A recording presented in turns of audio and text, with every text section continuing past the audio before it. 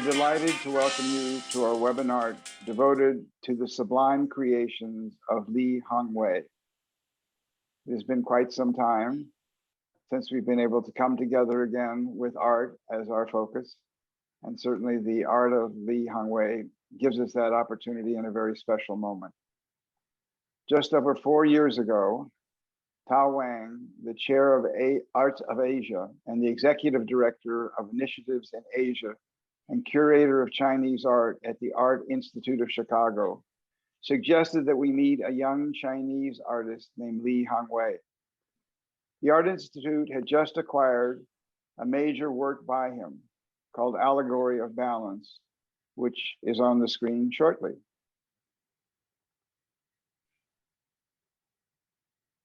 And Tao thought that it would be a wonderful opportunity for us to meet Hongwei and to consider the possibility of adding his art to the ceramics already assembled at the gallery. In truth, we already represented 16 ceramic artists, and it was not clear that we needed one more.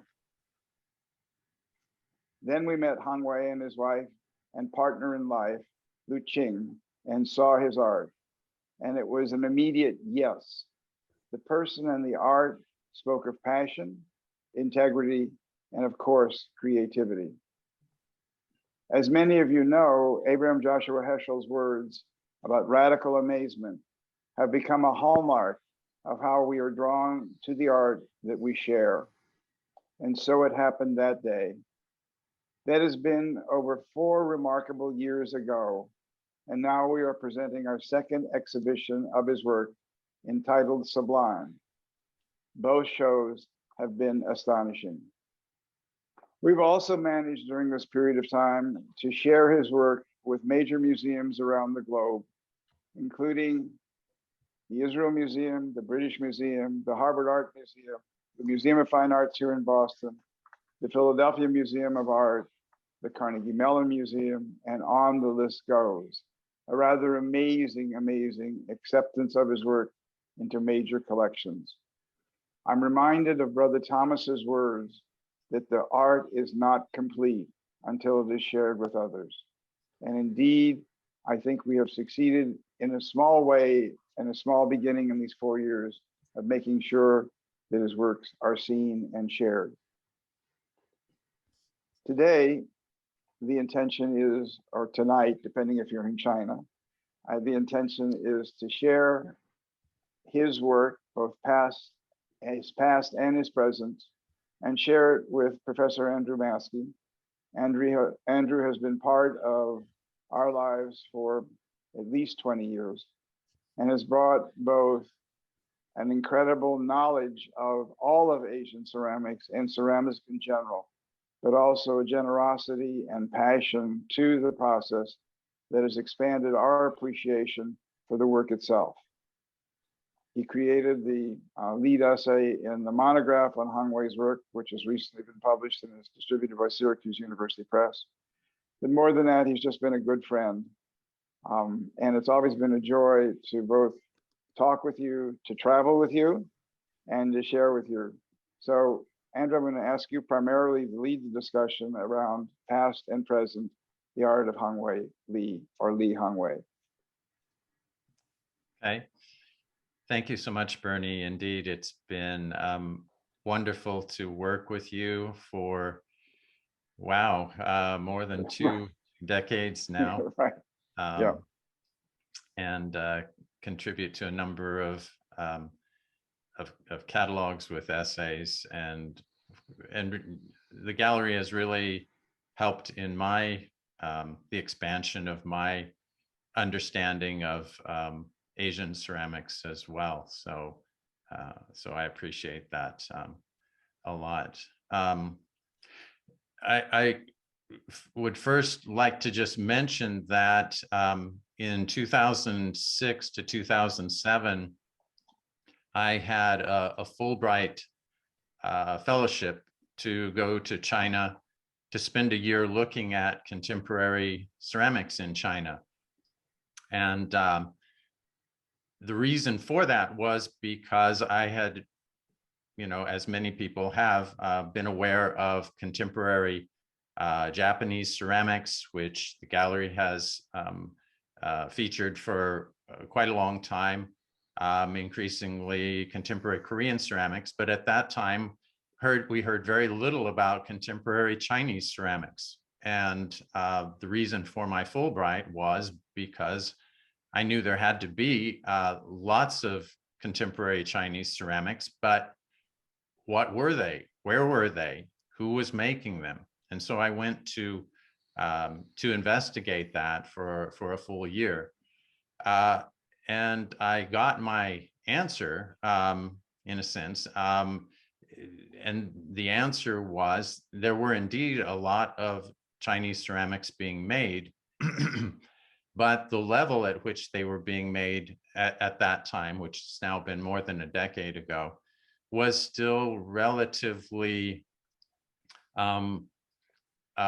basic in a sense. Not that they were unsophisticated in terms of their technical abilities, but Chinese ceramicists had not really expanded their vision to create works that were compelling and innovative in the way that works of Japanese and Korean ceramicists were at the time.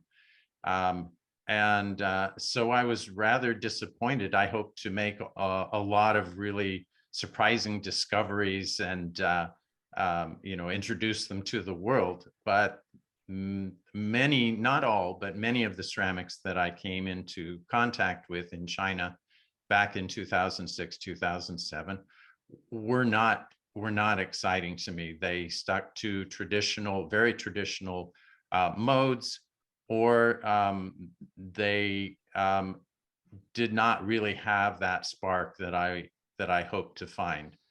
But it really, in some sense, was not until I encountered the work of Li Hongwei, which we are looking at today or tonight, that I found something that both combined the traditional with the innovative and unexplored in a way that that really appealed to me and really seemed to break new ground in multiple ways. So it's been a great thrill to get to know Hongwei and to watch as he continues to push the boundaries with his amazing, technically skilled, cutting edge, visually compelling works. So it's a real pleasure for me to be here and talk to him and hear from the people who are watching as well, what their thoughts are about his work and the questions that you might have. So first of all, let's maybe go to the PowerPoint. Andrew, as you begin this, let me also interject, as I usually do, works and words of Brother Thomas, but seems most appropriate for what your introduction is. What is old and beautiful is always new, and what is beautiful and new is always old. That's a great quote, as so many of the quotes of Brother Thomas are.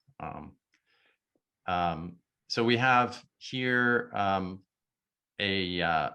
vase with a glaze that you certainly do not see on Chinese traditional ceramics, but the shape does owe something certainly to the classic shapes of the Song dynasty of about 1,000 years ago or so. Hongwei, I wanted to ask you about your crystalline glazes. What inspired you to explore crystalline glazes in your work? Okay. First, I want to thank Rose, Bernie, and Andrew, to have this seminar. It's been it has been an amazing journey to work with Parker Gallery, working with everybody in the gallery. It's been amazing. The gallery has been great support to my art. So now thank you all. Okay, to answer your question, the crystalline glaze has been amazing because even for right now, I've been working for this glaze for decades. I only can control 80% of this glaze. 20% relies on God's hands. So always surprised, but sometimes it's very disappointed, but sometimes so exciting. So that's why as an artist, I always want to explore something new, want to try something, create something no one has done before. So I consider this crystalline glaze like a Chinese painting. Not only I have this glaze, it's the quality of this glaze, the size of the crystal, the shape of the crystal, the texture of the crystal, holds the quality of this crystal. Kind of like ink painting, it's easy, just water and ink and the paper, but how you use this material to create the painting, that's the key. So to me, I have the same idea to explore this glaze. So when you see this image, but actually, so Andrew and Rose and Bernie, you saw the piece in person before. The actual piece, most of the time, almost every time, is better than the image because you cannot really see the depth of the texture. But here it's more like a pattern. Now there's crystal, but when you really see the piece in person, you can really see the texture and the three-dimensional depths of these crystals. That's something always inspired me to explore more. So just to get a little bit into that for some of the viewers who may not understand, can you kind of walk us through the pattern that we see on this vase and tell us how it came about, how it was created? Okay. Some people might imagine that you used a brush or some sort of tool to make these designs on the surface, like painting. Okay, so actually this glaze pattern is happened by nature. It's happened during the firing process. So why apply the glaze? It's just one glaze, there's no decoration. I just apply the glaze onto the surface of the biscuit piece. But definitely, I apply for different layers. It depends on what kind of result I expected. So there's no specific decoration when I apply the glaze. So all these glaze crystals happens during the firing process. For example, the glaze is running a lot when the temperature goes up. So during this running process, so this crystal can just like can form during this running process. So I have to get a really good control about the firing rate, how fast I want to fire this cone, and how fast I need to drop the temperature during the certain temperature, certain range of the temperature, how long I need to hold there. So if I hold the high temperature, the higher the crystals more like a pin shape. So the more lower, so it will be more rounded shape. So I have to keep this balance in between this really narrow range of this temperature. So to get this crystal. So that's how this happened. So we can kind of think of it as having, so here where I am now in Lexington, Kentucky, we had frost or freeze this morning. It's sort of like frost but you're heating the glaze so that it becomes liquid like water. And then it cools as if freezing water forms crystals or forms ice, where you get patterns on your window in the frost and that sort of thing. Can we equate that somewhat to that? Kind of, but this is pretty tricky. And you may see some here on my back. So if the temperature is too high, the glaze, we call it crystal seeds, will all run down to the bottom of the piece. So there will be no crystal at all on the surface. So if the temperature is too low, it's not hot enough. So the glaze will not run enough. So still there's no crystals. But if the temperature is a little bit low, the crystals will stay on the whole surface of the piece. So the crystals will go all over the places, will cover the whole thing. It's not beautiful at all, from my personal view. So you have to keep the balance. You have to let a certain amount of the crystal seeds run down from the surface, and to keep ideal amount of the crystal seeds stay on the surface of the piece. Once it stay, you have to get a really good control about the temperature range to let it form the bigger crystals. How big you want the crystal form, it depends on your idea. You can hold it longer, shorter. If it within this range, if you hold it longer, the crystal will become bigger. The shorter, the smaller. But this is just idea. So you have to get a really precise control. So I consider, why work on this?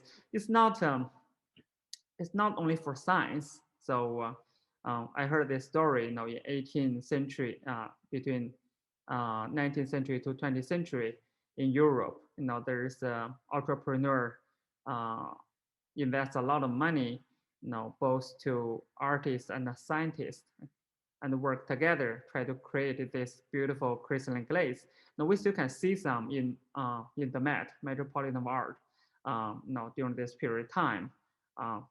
It's not really good, from my personal view. It's good for history about this crystalline art, but for the quality of the crystal, no, it's not good. You know why? Because the scientists can know exactly what's going on with this magic, but their lack of artistic imagination. So for most of the artists, they know what they're looking for, but they cannot clearly discover this glaze step by step. So for me, I kind of bring those two together. For artists, they know they're looking for, but they don't know how to get there. But for scientists, they can get anywhere, but they just don't know where they want to go. So these two minds never get together. So for me, why work on this? I have some idea. So I think the essential thing is, what is beauty? What is beauty? So this is a true important question. So I have to answer, what is beauty? So why fire this crystalline glaze? When people ask me which piece is the best, what is the best? Sometimes more crystal is good. Sometimes less crystal is good. Sometimes crystal have really good rhythm. It's never mean the more the better or the less the better. So I mean, that's art. So that's art. That's the amazing part. So keeping me always have this enthusiasm and the passion to keep working on this glaze. Let me just look at the next one. Exactly. And as we do that, let me sort of share with you another quote of Thomas's that may help focus this discussion and exploration into these specific works. Artists are the discoverers and the custodians of the unlooked for. They see beyond, but yet they stay the course. And it seems to me that what Hongwei was just saying was both. it requires not only the scientist who understands the chemical makeup, but it also requires the artist who brings to it a particular inner vision that then he tries to execute for us to share in. And Rose, if we can look at the next image, I think that by moving from this particular form, but also the distribution of the crystals on the first piece and now this piece, it should be a nice opportunity for Hongwei to share again the perspective of his role as the artist creator rather than only the scientist and maker. Yeah, so for this piece, I like the piece because I like the rhythm of the crystals. So you can create, really big crystal and a small crystal to combine together with one piece. So in order to get these crystals happen like this, so to me, I consider this crystals are extension of my hand. No, I cannot reach it, but no, it's extension of my hands to create the art.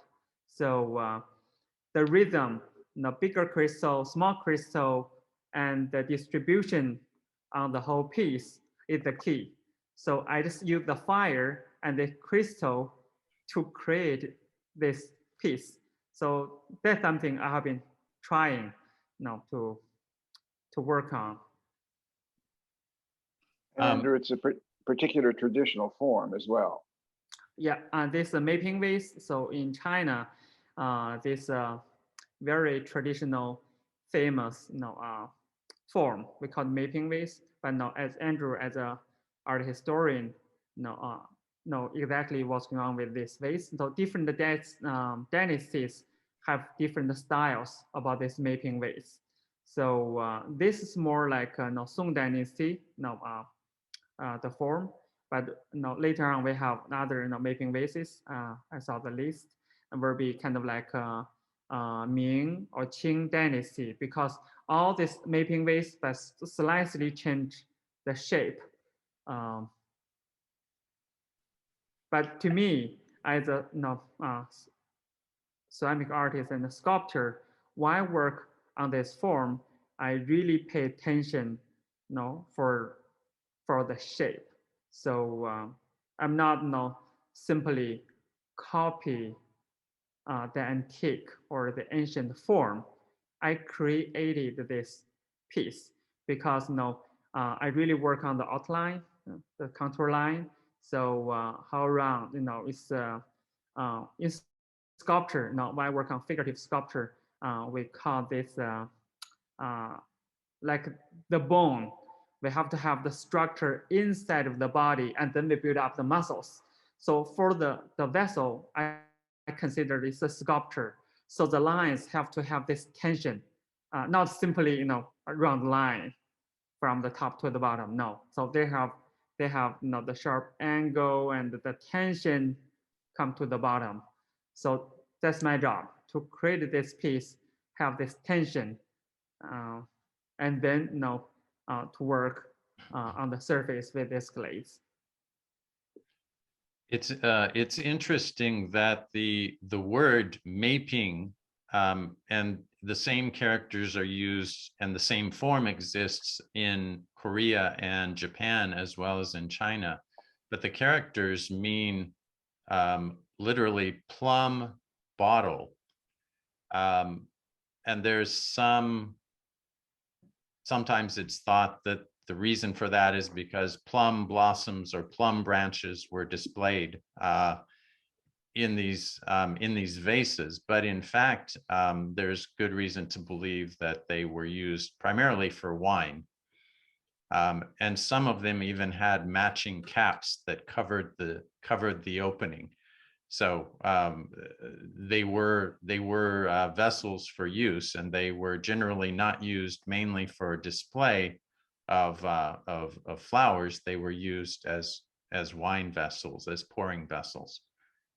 But they have the name plum bottle, which is a little maybe misleading. Well, let's take a look at another example. here's another Meiping, and you can tell us about the form, what period form this follows. Yeah, no, this mapping is more toward the Qing Dynasty, even though later Qing Dynasty. So the form become on the top is more round, and then you can see the curve, back art. So we can feel, by looking at this form, we know this Qing Dynasty, more like Qing Dynasty, and the previous one's more like Song Dynasty. So the previous one would be sort of 12th century. Yeah. And this would be more sort of 18th century. 18th right? century. Yeah. That's right. Okay. So it's amazing that that form has continued for so many centuries and continues to be made even today, obviously, and still be considered beautiful and appropriate and expressive of Chinese ceramic art. Yeah. It also for me represents, particularly with this background golden flakes, another way of transforming what you both are talking about, which is a traditional form, but making it feel very contemporary, very modern, very much alive, as opposed to the example we'll look at in a minute from the Nelson Atkins Museum, which feels historical, whereas these feel very, very present in our modern world. There's a vitality and an energy, both in the form, but also because of the distribution of the two glazes, in this case, on this particular piece. Yeah, right. I want to add one more. So, so this piece, this mapping vase, the glaze is exactly the same as the mapping vase we saw before, previous one, exactly the same. So because it looks different and they have like more gold. Yes, just the fire happened during the firing process. So they're exactly the same glaze. Wow. So that's why I really like this glaze. I want to discover this. It's been amazing. It's the endless, infinite, possibility for me to work on. So let's look at the Nelson Atkins piece, Rose, if we can, and see what is the phrase, "You've come a long way, baby." But the kind of literal imagery on this one, as opposed to the distribution of the abstract forms in Hongwei's pieces, give it at least me a sense of the past and the present, which is what we're talking about. You can see on the form of this piece, chronologically, this falls between the two shapes that we've seen. And in fact, stylistically, it is a transition from the more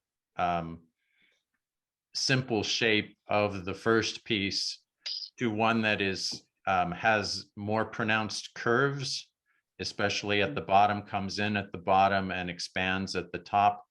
And beyond this piece, which is from the Xuande period in the 15th century, by the time we get to the 18th century, those curves, if we can go back to the previous one, are even more pronounced. I mean, it's not like they go crazy, but you can see that that very slowly over time, a preference for a sort of a wider top and a narrower bottom progressed in the form of the mapping. So the next piece after this, I think, fits beautifully with Thomas's quote. What there is still to see, we have not yet dreamed of. And here we have this recent piece of Hongwei's that's now in the exhibition that I think, if anything, will give Rose a nervous breakdown because it moves. And Hongwei, if you can describe it a bit better, there is a sense of it almost falling down and then righting itself. And of course, the wonderful joy of the reflections in the stainless steel as a kinetic presence for it as well. Yeah, you still can see the reflection on the stainless steel It's just a studio back here. So you still can see the big Xuan pieces, inside of the piece. Actually, that piece is behind me. That's a piece. So why work on this piece? For Chinese, we call it dan. Dan in Chinese means egg, but still there's a wordplay. So dan still has 诞生. 诞生means born, and dan still means morning. Morning still means beginning, start. So there's a wordplay. So I call dan, but means this beginning. So actually, for egg, still a beginning of life. So the life can come from. So there's some idea behind it. Now I was quite interested in. So while work on this, I find the angle. So if you can lean a little bit, not straight, it's quite interesting. So I really add some weight on the bottom of the specific spot. So it can dance, can move back and forth. And finally, we'll stay at this angle. What's the material that you have used inside it? Oh, inside is stainless steel. Stainless steel. That creates the ability to stabilize itself as well? Yeah, yeah. That's fabulous. It's a little nerve-wracking when I come and drop it all the way to the right or the left. Yeah, either we're not rolling, but you feel it's dangerous to rolling down, chop off from the table, but it will stay there because the weight, kind of stopped, it's moving. Okay. Yeah, artworks are not known for being, very few artworks have the ability to move unpredictably. So it sure is a little bit unnerving. The other thing that's really neat about this piece, which may not instantly be recognizable, is that it's pretty large, right? So it's an egg shape, but it's not the size of most eggs that we know. It's much larger than that. Yeah. Correct? Yeah. So it is a sculpture. For sure. And then the next piece as well. And we begin to, I think, move both back and forth from the world of forms and objects, utensils, vases, into wonderfully alive sculptural forms, starting with this first piece. Yes. Okay. Andrew, please go ahead. Hongwei, can you tell us a little bit about this piece? Okay, so why work on this series of piece? I call it Xuan.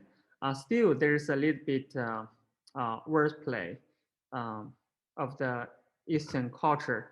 So in Chinese, Xuan, this pronunciation share different characters in Chinese.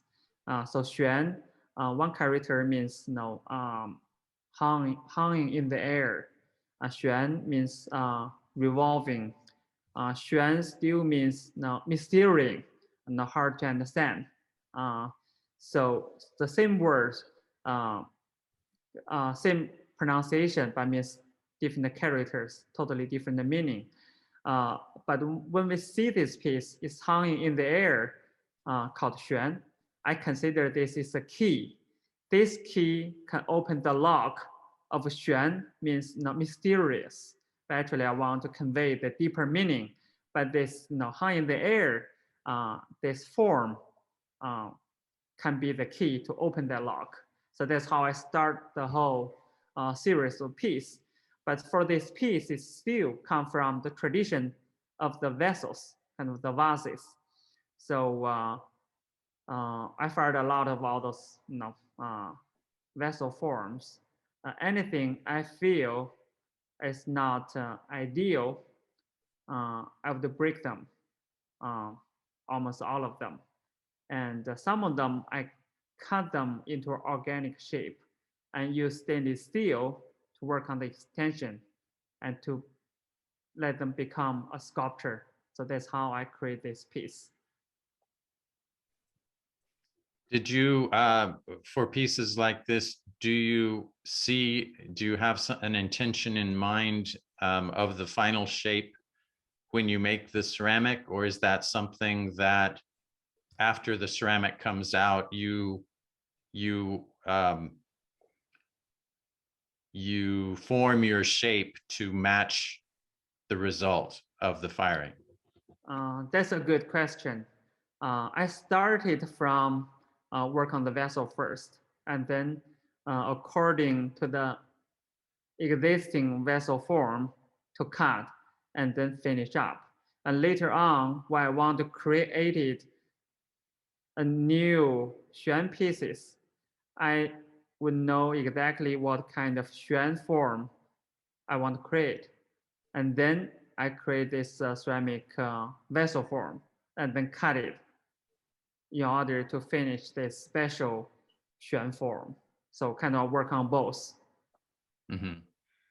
So originally it was a way of using a ceramic or expanding on a ceramic that maybe didn't have everything in all parts of it that you intended.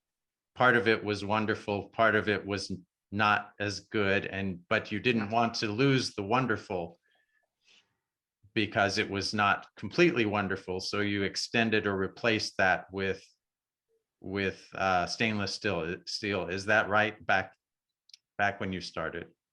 Yeah, most of the parts are right, but still, I mean, so that's art. There's nothing's a waste and nothing's a best. It totally depends on how you manipulate with this material, how you use this material. So I always keep my mind open. It doesn't matter. Sometimes I create a really beautiful, form, but finally they were not finished up as a beautiful sculpture. No, sometimes I start with really, an ideal piece, but finally I could finish up with a really beautiful sculpture. So it's always possibilities there. So I always try my best to keep my mind open to create something new. We're going to look at the next piece now, but let me just emphasize that that piece is literally hung from the ceiling, or in the gallery we have concrete beams, and it's on the single wire.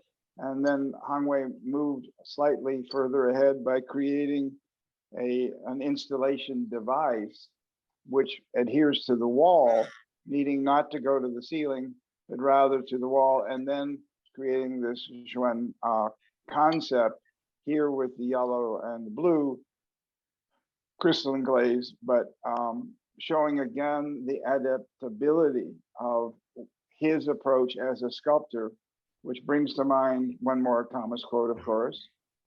Perhaps we are made to look back just for the experience of being amazed as much by what we have done as what we can still do. And certainly this is a wonderful extension of the hanging piece, and then a hanging piece with the adaptability to be a wall piece that is hanging.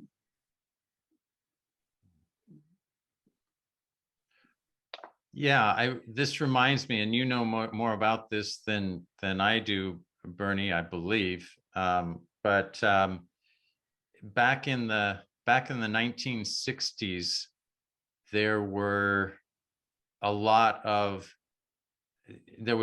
interest in hanging forms, as I vaguely recall being a child at that time, in lighting fixtures and things. And this kind of brings that back to me in some sense. And of course, Hongwei has no memory of that, being too young. But do you recall that? Just a bit, because we had a couple of those fixtures in our home. So yes, it was in at that point, and they were suspended magically and so on. But what he's done out of his own creative ability is to both create these hanging objects and then to create a form that comes off the wall and still allows it. The other beautiful thing about all of these pieces with the stainless steel is that it allows the environment in which it finds itself to be absorbed and reflected. So although Yes. these are extremely contemporary forms, they're comfortable in traditional settings as well.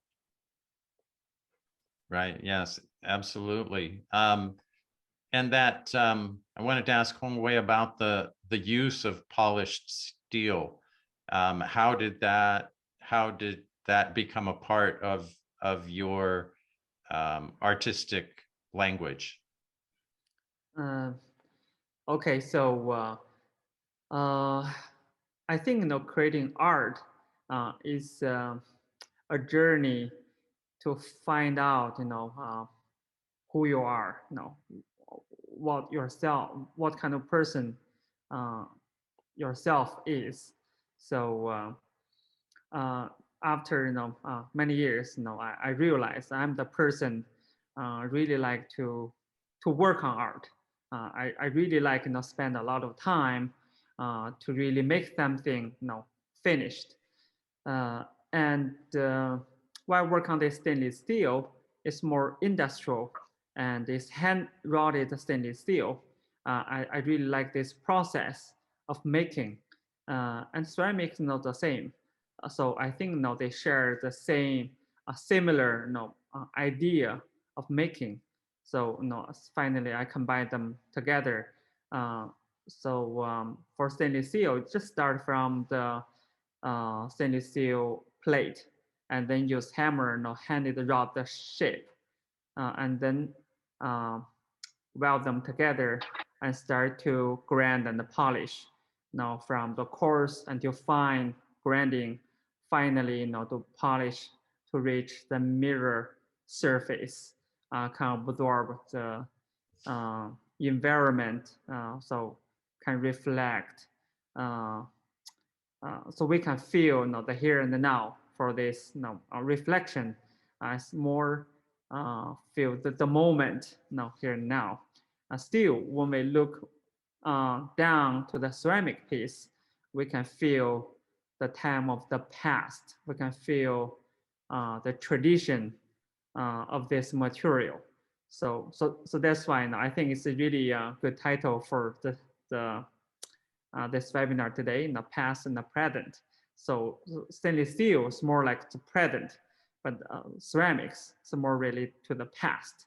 I think it's really good combination to be together. I'm going to add in a piece that was not normally expected, because it allows us to talk just a bit more about the past and the present in one of these upswelling of gravity images. Obviously, the combination of the porcelain at the top, the stainless steel at the bottom.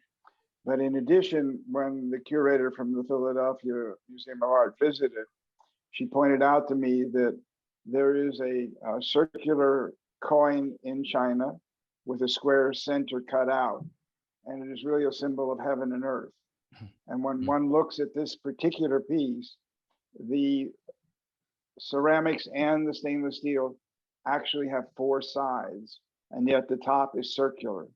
So the bowing or the acknowledging of the past and the present is very, very present in one of these upswelling of gravity pieces, and has become almost a signature for me of Hongwei's ability to combine both the ancient and the modern. Yeah, that's true. They talk about, in ancient China, this related to the primitive cosmology. So on the top is circle. So relate to, means, they have the sky or the heavens is doomed. So the ground, the earth is squared. So on the bottom. So the form from the top is rounded and become 4 sides, to the bottom. So when you look at the actual piece, it's not just a simple standing on point. So the form change gradually. And I want to add one more thing. This glaze still exactly the same as the green one at the first image we saw, just still different firing turned out. For the green one, it's more like oxidation.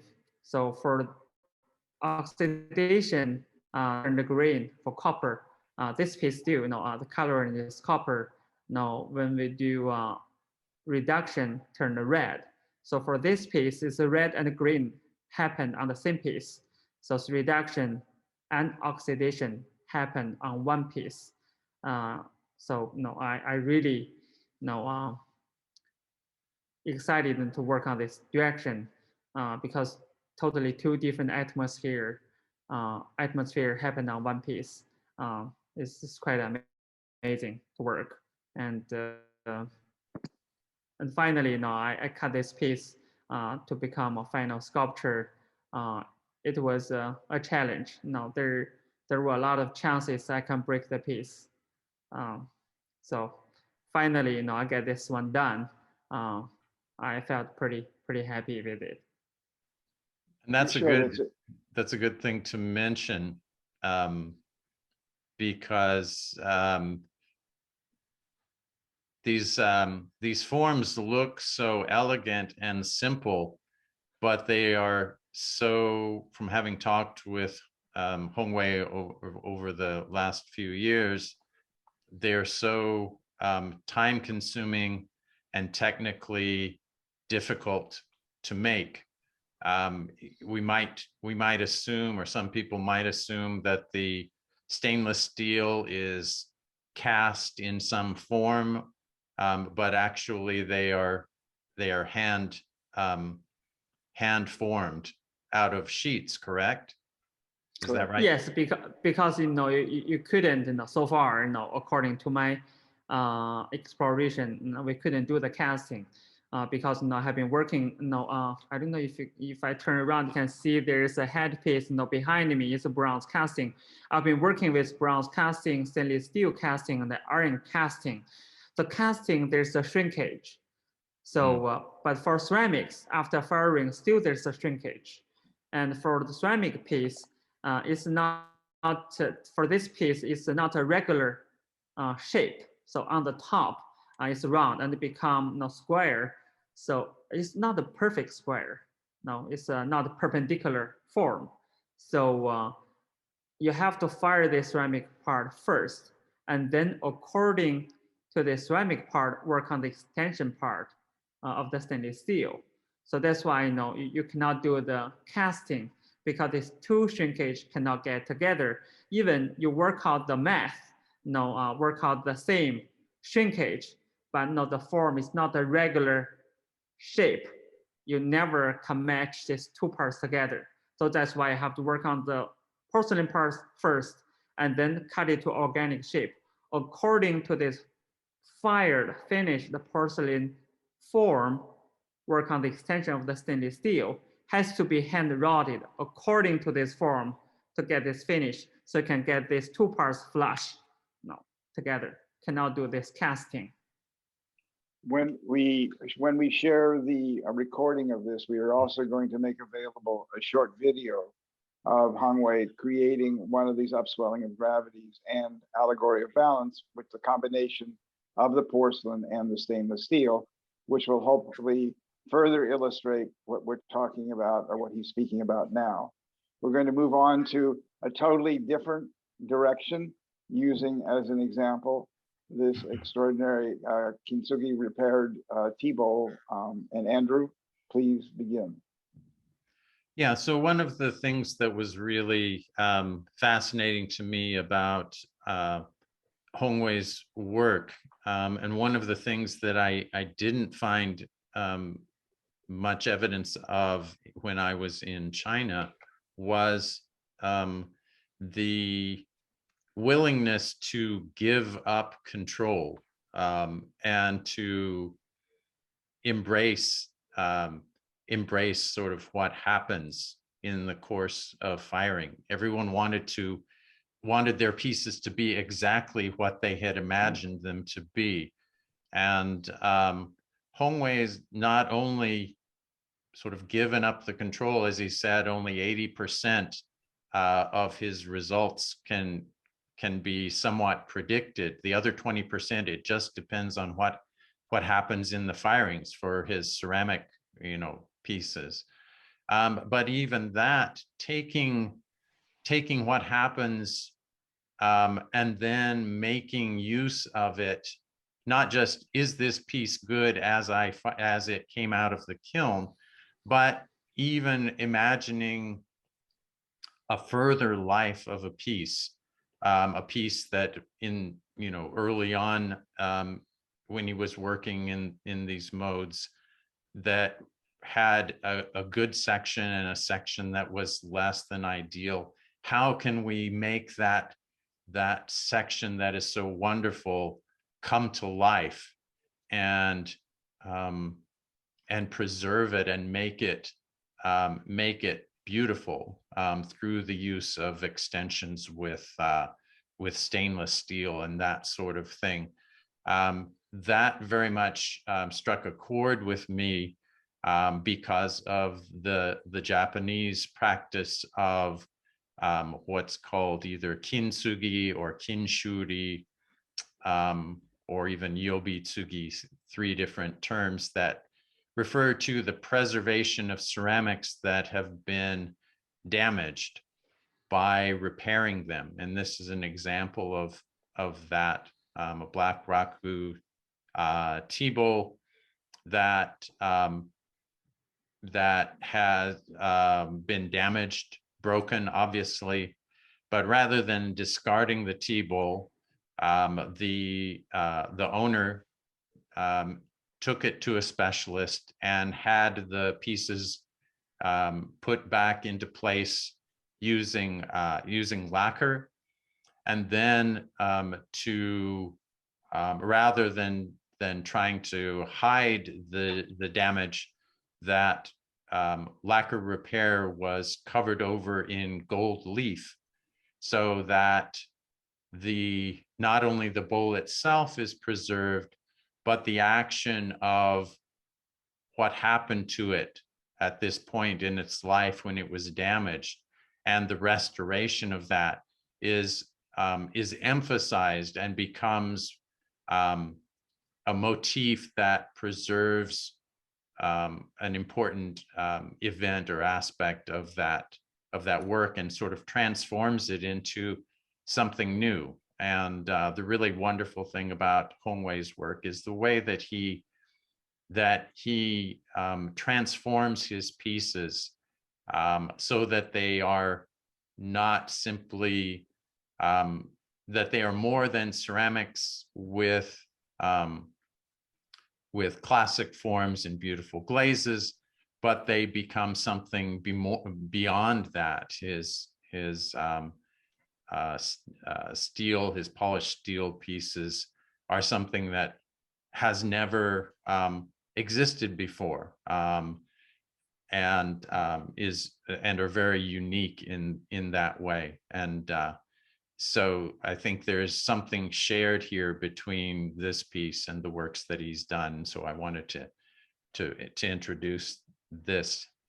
I think it's the perfect segue to the most recent pieces that, because of the new word supply chain delays, the following pieces arrived 3 days after the opening of the exhibition, and were uncrated, and this shows them on the floor of the gallery. And in their parts, stainless steel, ceramic shards attached to a frame. And then in the next photograph, if you can ignore oh, that's perfect. That's better than ignoring the person next to it. Gives you a sense of when it is together and hanging now in the space.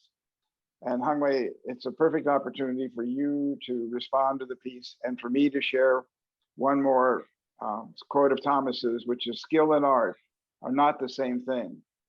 The only real measure of art is astonishment. And I must say that all of us at the gallery, when we finally put this together, we're astonished. Thank you, Bern. This is a more current piece I've been working on. So I still have a few, behind me, just finish a couple. I think, there's a really good combination to work together with my other ceramic pieces, the vessel forms and the other, xuan and upwelling pieces, because I find so many pieces. One feel the ideal, I broke them all. But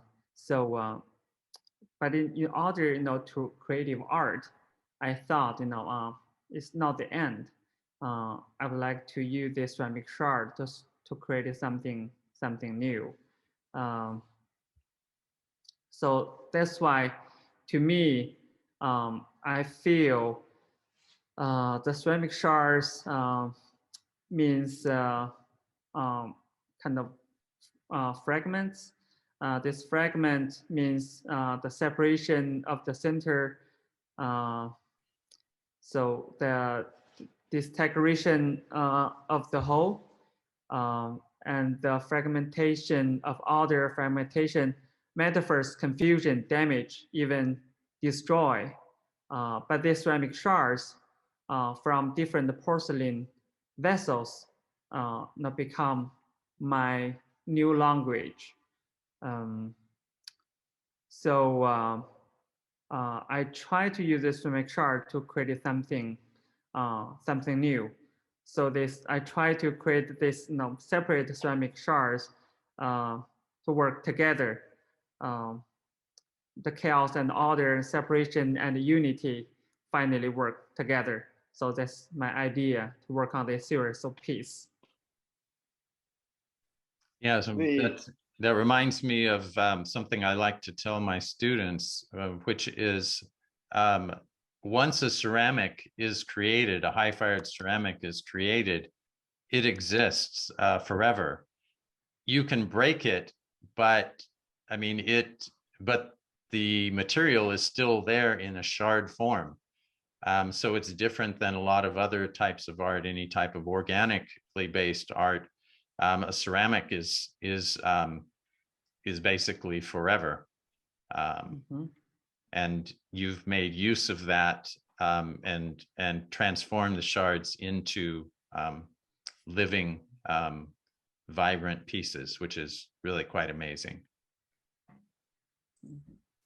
So we're about to end, but I do want to end with one more quote and also a tribute to Hongwei, I think, because one of the things that is most apparent to me in even the brief conversation we've had is that for him and for others that we deal with, Thomas wrote, art is not an occupation.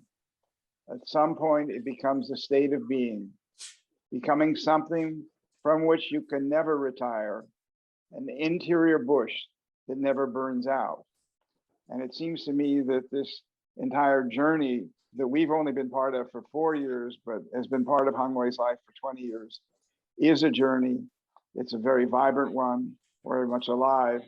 And I think both for me, and I would be willing to speak for Andrew as well, it's been an absolute joy just to be sort of onlookers to this process and appreciators, Hongwei, of what you have already created for us to bring us to the final quote of Thomas, which is consciousness of the beautiful will save the world.